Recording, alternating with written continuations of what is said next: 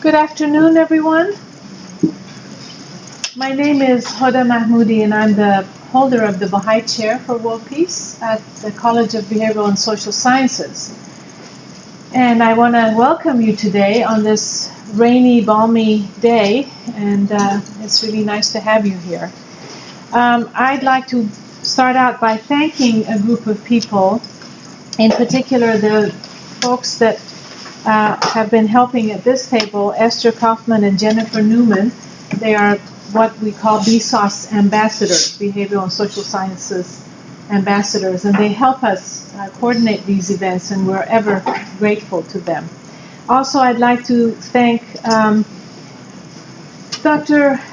Kate Seaman and Ms. Brandy Williams from my office, and also students who are helping today, in particular Kareem, who's sitting in the back, and one who just left.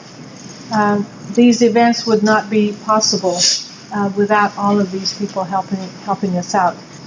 The Bahá'í Chair advances an interdisciplinary examination and discourse on global peace, and in doing so, it is interested in exploring the role that actors and structures play in removing the obstacles and in creating paths to peace. So the focus of today's lecture, it falls under one of the 5 series. These are programmatic themes that the Bahá'í Chair pursues that examine what are the barriers to peace and what can we learn, especially from scholars, about what the research is telling us about removing some of these barriers.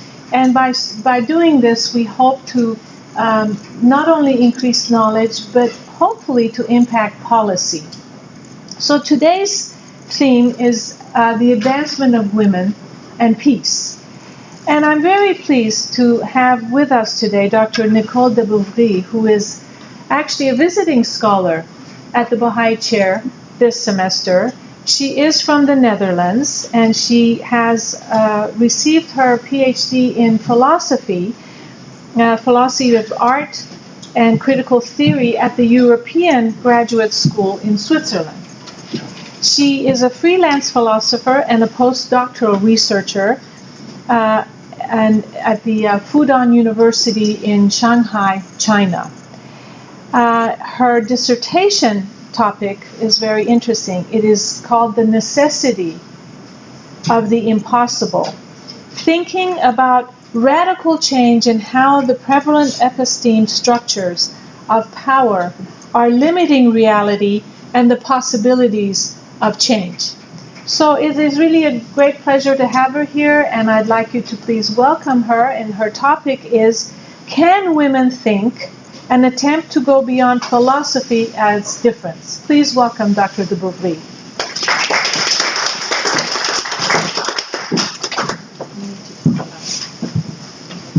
Hi. So, can women think? What kind of a ridiculous question is that? Probably some of you have asked this, and there's been some emails and there's been some tweets. What kind of question is that? It's a stupid question, because either women cannot think, and then why are you here listening to a woman? Or women can think, and you don't have to come because you already know, right? Well, I think there's a different reason for why this question is ridiculous. Because if we ask any of the honorable white men that make up the history of philosophy, they will all give the same answer. No, women cannot think. It's very obvious. And time and again, they have decided this is true, and so this has become a social reality for us. And it's not just philosophy giving this answer, it's also society that thinks this and knows it. And society will deny it maybe. They will point to the feminists who have paved the way so that women can have men's jobs, they can have men's roles and men's positions in society. And it's great. I'm not denying that it's great that women can have these positions, but I think it's about time that women are allowed to say that they are women in who they are, without having to apologize for that. So, and they should not base their identity in comparison to what is male. So, as Luce Irigaray wrote, to demand equality as women is, it seems to me, a mistaken expression of a real objective. The demand to be equal presupposes a point of comparison. To whom or to what do women want to compare, to want to be equalized? To men? To a salary? To public office? To what standard? And why not to themselves? So I don't think this is actually a ridiculous question. And it's only ridiculous that we don't even dare to ask ourselves this. And it's strange because we have, on the one hand, a capacity to reason, a capacity of mind, and on the other hand, we have a body. And Descartes has said that these two are separate. So why would we even raise this question? Well, there is a social reality that has made a connection between those two. So it's a very important question for today. So I'm very grateful to Professor Hoda Mahmoudi and to the Bahá'í World Chair that I'm able to speak about these matters, and also to maybe to conform a stereotype about continental philosophers, who many Americans seem to think that they ask just stupid questions and they talk about for 45 minutes and they think it's very important. So thank you for this opportunity. So first of all, why is this a question for philosophy? I think there's a couple of reasons. Philosophy seems vague and maybe intimidating, but it deals with questions that underlie every other question. Philosophy talks about what can we know, what is the origin of meaning, what is truth, is there something like fake facts that we talk about now? Are we free to think whatever we want, or are these things actually established for us by our environment? Is there a human nature that we can rely on? Is there something called an objective human nature? Or have we just decided what human nature is and that's it? Are we forced to follow that? So this question, can women think, has to do with that. It asks us what is human, and what is woman, and what is thinking, and what is ability. So it's not really clear yet, but this is why it's a philosophical question. Second of all, it's an important question because it forms the basis of what I would say is the social problems of today's world. The polarization of society. The division of people because of a certain difference that has been established has throughout history instilled fear and hatred, and there's no difference today. And this is not only to do with women, but also to do with race and many other types of differences that we make and that we think are established, and that's it. So when many people want to promote change, but often they don't work on this underlying structure that promotes difference and keeps difference in place. So, and this approach to reality is what is polarizing. And this needs to be talked about. And although we are always participants in this rhetoric of difference and this rhetoric that we are so accustomed to, but can we think something else that is not fall prey to this kind of difference? So we have to start questioning these presumptions of that there is something that is different between men and women that divides. And then there is the social justice aspect. I will quote Irigaray once more and then I'll leave her alone. She says, social justice, and especially sexual justice, cannot be achieved without changing the laws of language and the conceptions of truths and values structuring the social order. So real change, not just a rearranging of the deck chairs of the Titanic, that the British have a very nice expression, I think. So not just reordering the things that we already know that are part of our framework, that is not real change. Real change needs to question our presumptions that we think are normal, that we base our identity on. And it's dangerous. And it's frightening, because we have to give up something that we find value in and that we base ourselves on. But there is a last reason why I think this question has to be addressed by philosophy, and that has to do with the role of women in philosophy. Because women can now enter university, as we can see here, fortunately, but changing the laws And just allowing women, who are still defined as a difference from men, just allowing them to enter doesn't change who they are or what kind of position they can take on. So, and we see in different, I don't know if you can read it, but in different fields of study, these are the doctorate recipients, and these are the percentage of women who finished their doctorates in 2013 in the US. And humanities and social science do very well when it comes to the amount of women. Psychology even has like more than 70% women. Overall, we do very well. We have almost 50-50%.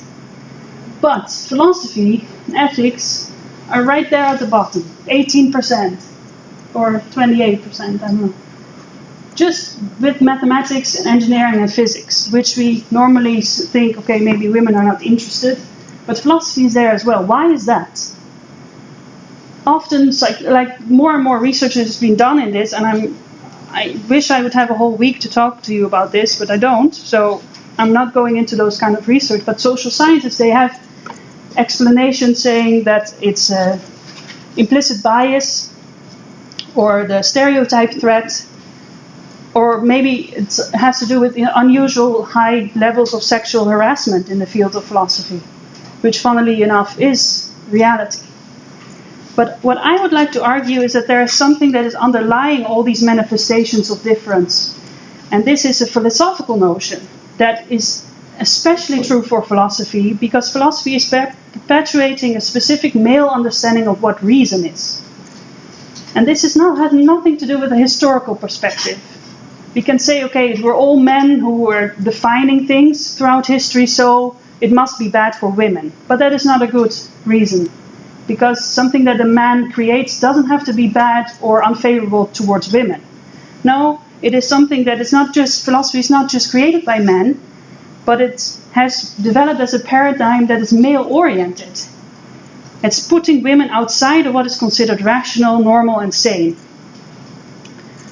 So the social reality that we are in today have to do with our foundation of how we think and how we define what human is and what women are. And these things are related. And there's a very nice book by Genevieve Lloyd. It's called The Man of Reason. And she has researched the development of the concept of reason. And she has shown that it's actually a male concept. And what do we mean with this? Because it's not just male. Male is equivalent to reason. And one of the earliest things that we can find is the Pythagorean table of opposites. The Pythagoreans were very much in favor of form instead of formlessness. And they created this table to say, and one of the lines is the good, and one of the is the evil. And all these things are related. So there's the unity, the right, the male, and the good and the light. These things are connected, and they are the superior. And the inferior is the unlimited, the formlessness, the irregular, and the female. So ever since this, and Aristotle is the first one to make mention of this because we don't have any sources, but ever since this has kind of created, I think the rest of his Western history of philosophy is following in its footsteps. And it is also different from what we know. Maybe you think of this yin-yang symbol, but that is actually different. It is also the opposites of male and female, but these are very obviously in harmony with each other. They are in balance, and the one is in need of the other. So it's a very different concept, whereas the Western one has been developed as an excluding and a way of dividing, and one is preferable over the other. So the one is in power, and the other is not. And that's a very different way of understanding opposites. So I will be focusing on the Western part, because that's what I know, and that's where I live in. I live in that reality, so I'm not saying all of philosophy is like this. It's just what we have, where we live in. So reason has been developed as one of the most powerful ways to subdue nature, and not only nature, but also women. It's reason and philosophy are a way to understand the world around us and to make sense of it and to create meaning. And we have to be very clear that there is no such thing as an objective reality. The world is out there, but it is our reason and our ability to think and to structure that create reality, because reality is how we experience things. We might have the same stone and we might all experience it differently, but because of our structures of mind and our structures in language, we will have certain ways that we experience these things the same. So if we have these opposites as the basis through which we approach reality, this is going to influence how we see everything around us. So let's see what all these philosophers have said about women, or not all of them, because we have limited amount of time, and I want to get to the female understanding of reality, because that's, I think, very interesting. But first of all, let's see how this division has played a role. Aristotle said females are weaker and colder in nature, and we must look upon the female character as being a sort of natural deficiency. So they are deficient because they're not male. The norm is the male.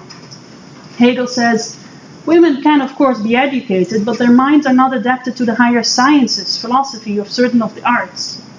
The difference between men and women is the same as between animal and plant.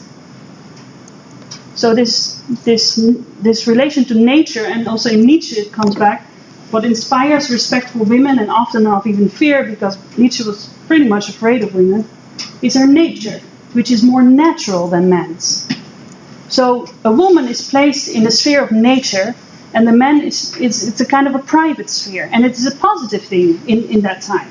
Yeah, because if you're close to nature, you're close to virtue, and you're close to many beautiful things, but you're not allowed to go in the public area, where reason and being a great person, more than just a family. So we see this distinction, this difference is still there, and it's what is the basis of how we approach these two genders. And the last one I want to share is a crazy essay by Schopenhauer. It's called On Women. If you want to laugh, it's interesting as well. But the last sentences are this: that woman is by nature intended to obey is shown by the fact that every woman who is placed in the unnatural position of absolute independence at once attaches herself to some kind of man, by whom she is controlled and governed. That is because she requires a master. If she is young, the man is a lover. If she is old, a priest. And we might say these are just old, crazy men who don't know what they're talking about, but they have influenced pretty much everything that we think and know and think is truth, and our distinction of what is truth and what is not. So women are defined through a lack, through difference. They're not on the side of the powerful. They don't have the ability to think. And this doesn't just say something about women, but also about what we think thinking is. So it leaves women in a very difficult position. I think there's two choices. Either women conform to what is considered rational and normal, so they become male in their thinking and in their approach to reality. And this is very natural, because that is a way to be successful and to have a position. That's the only way that we know we can even think about success, is the male form. Or the women is just the irrational one, you know, the crazy lady with a cat somewhere that doesn't conform, that doesn't have a husband, that, you know, doesn't fit in the social structures. So women have a choice to either conform or to just get out. I think that's the reason why in philosophy there's so not so many women. And another example is maybe the phenomenon of hysteria, that you might know. It's a kind of madness that was only women could get it, and it's women of a specific social class at the time who were starting to stand up against men, having feelings that they didn't know what to do with them, because they had no position, they couldn't really do anything.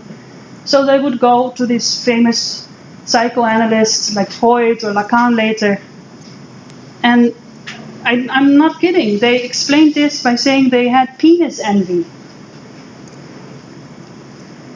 They were born castrated. So they had to overcome this traumatic experience of being a woman. Well, so we still have the woman being defined through their lack of being male. So the definition of identity through difference. And it's not just those crazy psychoanalysts that you might say, oh, it's in the past, because it still influences, for instance, the way we understand sexuality. It's the norm that the woman is passive and the man is active. The woman receives and the man is a hunter. I, for a long time, thought even biologically this was true. That in the process of fertilization, it's the egg that is passively waiting, and the sperm cell is making its way through and overcoming obstacles and finally reaching its goal. I thought this was like, there's movies about this. I don't know if you've seen them. But actually it's the other way around. It's the sperm cell is just, wiggling its tail. And I don't know, I'm not a biologist, I don't know exactly, but it's the woman's body who is allowing for this intrusion to happen and is actually embracing it. So there's a generative source and a power in the female body that is just dismissed by putting a understanding of the man being in power on top of this, even biologically. So this defining of difference is just is everywhere. Even if we think of education, how to be a good student is if you win, if you are better than other students. So it's again through difference that you can show you excel. In debate, truth is found if you win the argument. But what is winning an argument? Is there no truth anymore? And cannot truth be something that comes together instead of dividing positions? It's set up as a divisional scheme. So we have to conform to that, otherwise we can't even participate in what is called having a voice. And we don't even have to talk about politics, because it seems that you can only be in power if you put the other person down. So division is the way to be successful. And there has been some work by philosophers to try to overcome this. For instance, Levinas and Derrida, Levinas has a concept of the other, which is actually, the other takes the central role in his ethical, I see some smiles, I don't know why. Okay. So the other is seen as for the subject, the other is necessary. The gaze of the other is necessary for the subject to become whole, to become ethical. So he recognizes that the other, although there is a gap between the subject and the other, is very important, and it becomes a central role in his theory. But still, the difference is what is defining. And Derrida has also remarked that probably for Levinas, the ultimate other is the woman. It's again the glorification kind of difference. And although it's maybe a positive and it's maybe breaking some of the structures of power that are in place, the concept of difference is not being dealt with. So what about this female reason? Is there something like that? And there are some, even like, I like this guy, this is the Dutch philosopher Spinoza. He talks actually about 3 types of reason, or 3 types of knowledge. And normally only the first 2 are looked at. Immanuel Kant uses his work a lot, and he only focuses on these 2. But actually the third one, and there's only 3 sentences in the whole oeuvre of Spinoza that mention it, so it is not really developed.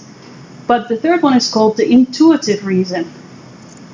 And this is something that overcomes division, not by denying division, because for Spinoza the manifestations of of the essence are still there, and those can be known through the first and the second type of knowledge. But the third one is a direct touching of that which lies, and I'm trying to make it very global because I know you're not philosophy students, but if some people are interested, we can talk about it later. Because I want to move on to what I think is, and what has been developed as something, an alternative that is beyond difference. Not a beyond that says there's no more difference. Because to say that is just putting those who are in power, just giving them the power. So what is this alternative? And I think it is the Matrix. And you probably know this movie, Matrix, yeah? And it's actually based on, or it uses a lot of imagery and ideas of Bahá'í. It's a philosopher and analyst. So let's think about the Matrix and forget about the blue or the red pill, because that again makes it as if there's a choice between either. There's no longer the choice between either or. There's only and. So, and I don't blame them. Maybe these makers of the Matrix didn't really understand Ettinger's work, because it's very hard to read, I find, because it is trying to make a language that doesn't base itself on the concepts that have been developed through difference. So what is the Matrix?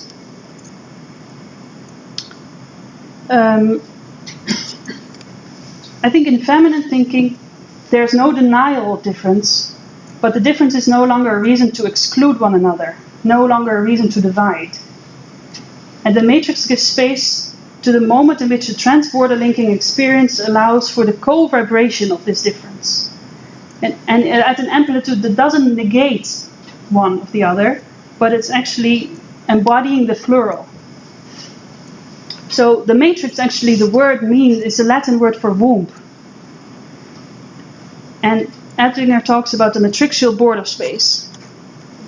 She says, it corresponds to a feminine dimension of the symbolic order, dealing with asymmetrical, plural, and fragmented subjects, composed of the known as well as the not rejected and not assimilated unknown, and to unconscious processes of change and transgressions in borderlines, limits, and the thresholds of the I and the non-I emerging in coexistence.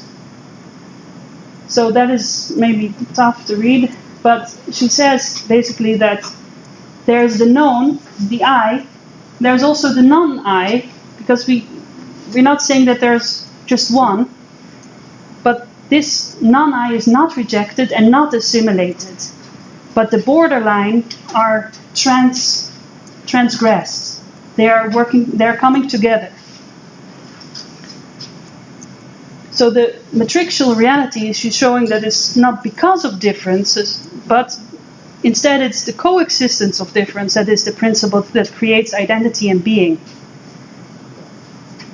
So the womb or the matrix is a way to an understanding of reality that transgresses differences without denying it. And it makes for a coexistence which is the becoming in a jointness, a becoming between. It's an and instead of a versus. And the generative power of creation and that which is woman is established without being confined to the contours of one body, which is inside and outside. So it's becoming a one that is not denying the plural. So the female body is welcoming something other inside of her.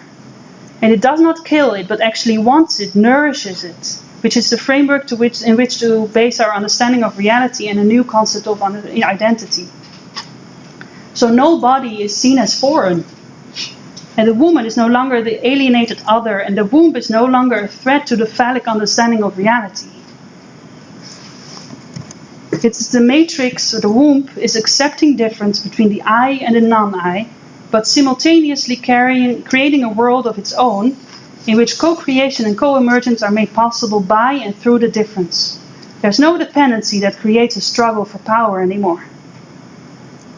So there's a lot of people who've been working on this, or not a lot, but some. But it's also still under construction, because it requires a new language. And this new way of thinking is not fueled by a binary mode of being, and it might very well fail, because it will still be judged by the male eyes of philosophy, who can only see what exists, which is based on a male norm. So this thinking of beyond difference is a kind of a living experience, I think, that embraces instead of divides, and judges based on doesn't judge based on exclusion. So in other words, when women cannot think, when it has already been determined that women cannot think, the woman cannot but fail when she is judged along the lines of those who have decided what it means to think, what it means to be. Because what it means to be male. And can we discuss a theme of thinking that we don't have to defend, that we don't have to apologize for?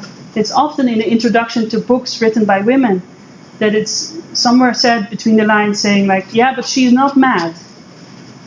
You know, when a woman is trying to find her own voice, and it's not taking up the linear structures of thoughts that we're so used to, and that we're the kind of logic that is male, then we have to kind of apologize for her. Look, she is really trying. Don't worry, she's trying, and please don't judge her beforehand. And we should stop apologizing. Because that's, again, then we're saying the norm, we know the norm is male. So I think this female basis for a matrixual understanding of reality changes everything. It changes how we write, how we experience time and space, power, truth, what is important. And it's often painful and tiresome work to try this type of writing, to try this type of thinking, because there's nothing to fall back on. So, let's see. How much time do I have left? About 15 minutes. Oh, good. So I know that you would like me to give you an answer to this question, like what is this alternative and how can we think it? But it would require us to first of all lay aside thoughts and truths that are firmly established. And we can only do this. It is only a process that we do, and it can be continuously experienced and done. And it asks us to rethink time and again. A project that, for instance, Heidegger also undertook when he said that we have to rethink what being is. Because we've glanced over it. We think we know it. And it's actually a question, this question of what is human nature and what is being woman is forgotten. So it's not a ridiculous question to ask, can women think? And I wish I could just give it to you on a silver plate, or like the red or the blue pill, like here you have it and now you understand. And I think it's something that you have to work through and before you start seeing even difference as a way of organizing the world around us. It's not something that just happens. So I think Heidegger is very right when he said this: the most thought-provoking thing in our thought-provoking time is that we're still not thinking. We think, but I've done some random experiments with people, asking them how often do they think. Like once a week, once a day, once an hour, once a minute, once a second. Everybody answers a different thing. Because we actually have no idea what is thinking, is it something of the body? Is it something having a new thought? How often do we have a new thought? We don't, I don't know.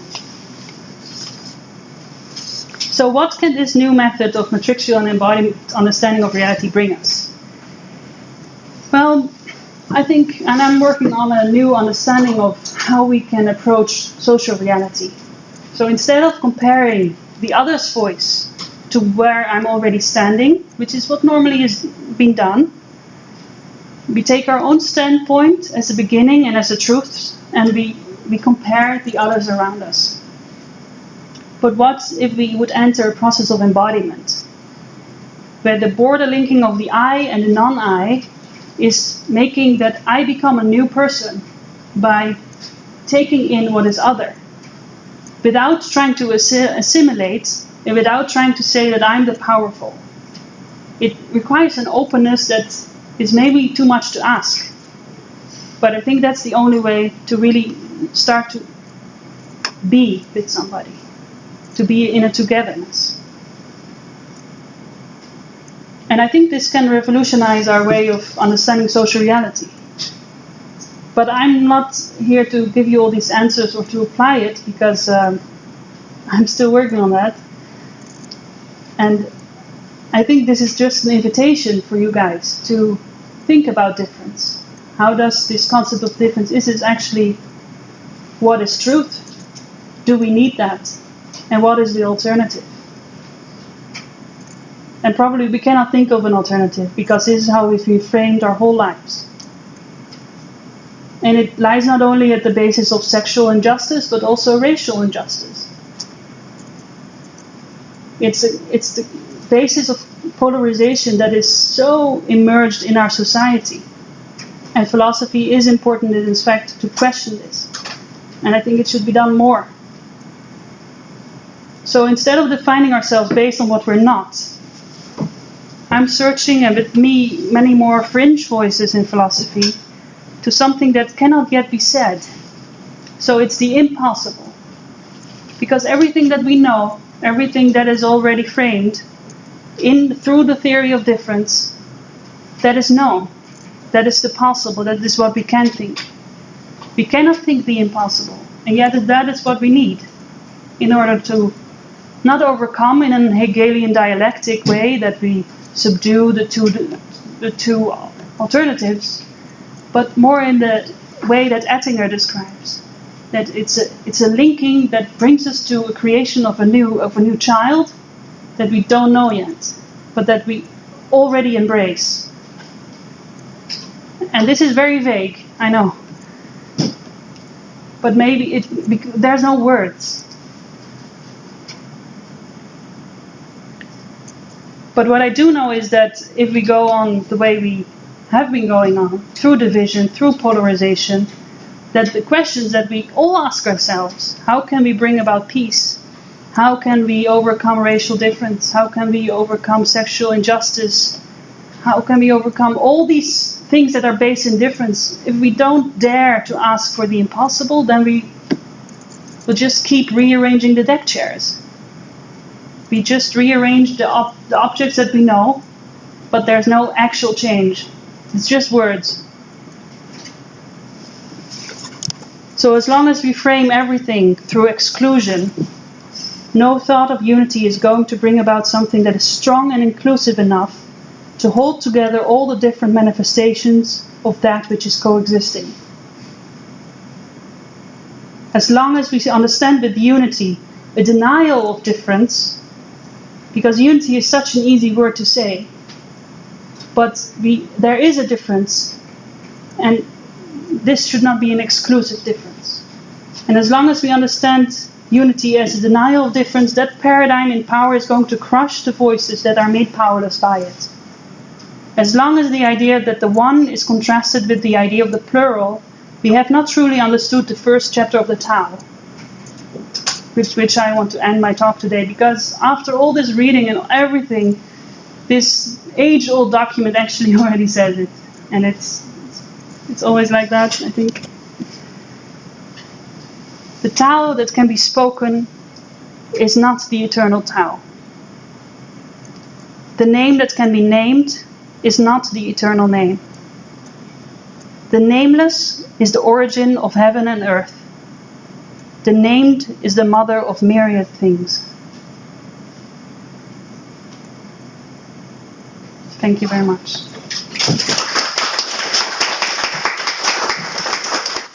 All right, would like to thank you again for coming out today, and I would like to thank Dr. de Bouvrie for her very thoughtful presentation. Thank you so much.